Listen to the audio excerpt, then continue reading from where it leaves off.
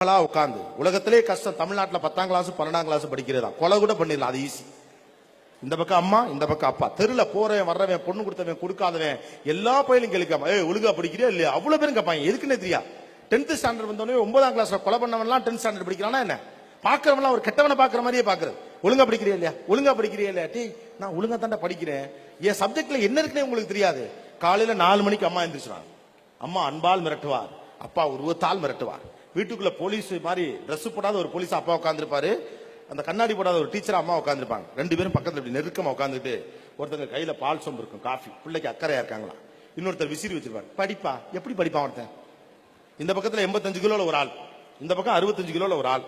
2 பேர் கையில வச்சிருக்கிறது கத்தி மாதிரியே இருக்கு. படிச்சிடணும், ஏன்னா 496 மார்க் எடுக்கணும். எடுத்த உடனே ஒரு மிகப்பெரிய பள்ளிக்கூடத்துல +1ல ஃபர்ஸ்ட் குரூப் சேரணும்.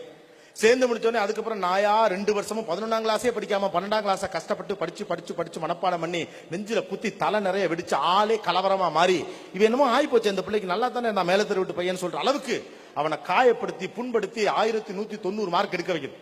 எடுத்து முடிச்சோடனே ஏதாவது ஒரு காலேஜ்ல இன்ஜினியரிங்ல பக்காவான கோட்டால கிடைக்கணும். அந்த 4 வருஷம் அவன் செத்தான். அவனை கொன்னு ஆளாக்கி காலுகையெல்லாம் நொடமாக்கி அவன் கவிதையை கொண்டு, அவனுடைய கட்டுரையை கொண்டு, தமிழ் ஆர்வத்தை கொண்டு, தேசியம் பற்றிய சிந்தனையை கொண்டு, சமூகம் பற்றிய பார்வையை கொண்டு, எழுத்து விட்டு மாமாக்கு கால் உடிஞ்சிருக்குங்கிற கவலையை கொண்டு, ரயில் ஆக்சிடென்ட்டை கொண்டு, பஸ்ஸுக்கு செத்து போறதை பத்தி கவலைப்படாம, டிக்கெட் விலையை பத்தி கவலைப்படாம, பெட்ரோல் விலையை பத்தி கவலைப்படாம, ஏழைகள் இந்த தேசத்தில் எதை பத்தி இருக்காங்கன்னு கவலையே படாம 4 வருஷமும் நாய் மாதிரி படிக்க வச்சு, அப்புறம் எடுத்த உடனே கேம்பஸ்ல எப்படியாவது தேறி பெரிய ஆளாகி எடுத்த உடனே 17,500 சம்பளத்துக்கு போனவனையும் அடுத்து அமெரிக்காவுக்கு ஆன்சைட்டுக்கு போறதுக்கு பிள்ளைய போட்டு சாவடிச்சு, அடுத்த 2 வருஷம் அமெரிக்காவில் போயிட்டு அமெரிக்காவுடைய எந்த திசையும் பார்க்காம காசை பத்திரமா சேமிச்சு அருவி தேடாம 5 லட்ச ரூபாய் பணத்தோட இவன் வந்தானா பக்கத்து சீட்லயே ஒரு பிள்ளை 35,000 சம்பாதிச்சிருக்கு. இவனுக்கு 35,000, அவனுக்கு 35,000.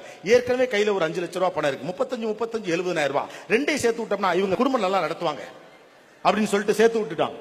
இவருக்கு 35, அவருக்கு 35. கல்யாணமான அடுத்த வருஷத்துல இருந்து பொண்ணு வீட்டுல இருந்து 5 லட்சம், பையன் வீட்டுல இருந்து 5 லட்சம் போட்டு ஓப்பனிங்கா ஒரு பணத்தை முன்னால வச்சு பேங்க்ல இருந்து 60 லட்சம் ரூபாய் லோன் எடுத்து இவங்க கையில இருந்து கொஞ்சம் இஎம்ஐ, இவங்க கையில இருந்து கொஞ்சம் இஎம்ஐ, ஊர் தாண்டி ஊரை பக்கத்துல ஒரு இடம் வாங்கி கீழே மேலே மீடு வச்சு 2 ரூம் வச்சு வாசல்ல ஊஞ்சல் வச்சு கல்யாணம் பண்ணி 2 பிள்ளை பத்து கடன் வாங்கி கடனை கட்டுறதுக்குள்ளே சாகிறதுக்கு இப்பயே சாகலாம்.